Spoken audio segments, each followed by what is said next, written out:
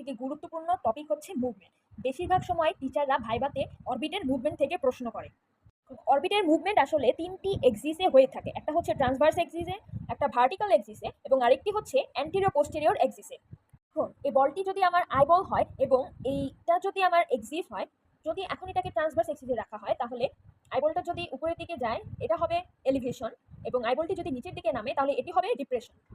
এখন এলিভেশনের ক্ষেত্রে আমার ইনফেরিয়র অবলিক এবং সুপেরিয়র রেকটাস মাসেলটি কাজ করে, আর ডিপ্রেশনের ক্ষেত্রে সুপেরিয়র অবলিক এবং ইনফেরিয়র রেকটাস মাসেলটি কাজ করে।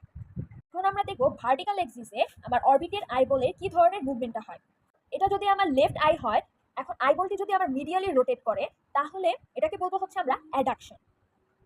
এই আইবলটি যদি ল্যাটারাল দিকে রোটেট করে তাহলে এটিকে আমরা বলবো অ্যাবডাকশন। এখন আইবলের মিডিয়াল রোটেশন অর্থাৎ অ্যাডাকশনের ক্ষেত্রে এখানে middle rectus muscle main muscle হিসেবে কাজ করবে এবং সুপিরিয়র রেকটাস এবং ইনফিরিয়র রেকটাস মাসেলটি হচ্ছে এখানে অ্যাসিস্ট করবে।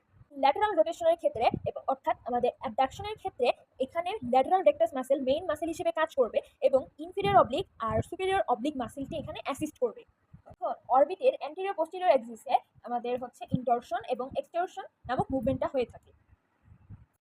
অরবিটের আইবলের কর্নিয়াটি যদি মিডিয়ালি দিকে এভাবে রোটেট করে তাহলে এটাকে আমরা বলবো ইনটরশন এবং অরবিটের কর্নিয়াটের যদি আমাদের ল্যাটারাল দিকে মুভমেন্ট হয় তাহলে এটাকে আমরা বলবো এক্সটরশন।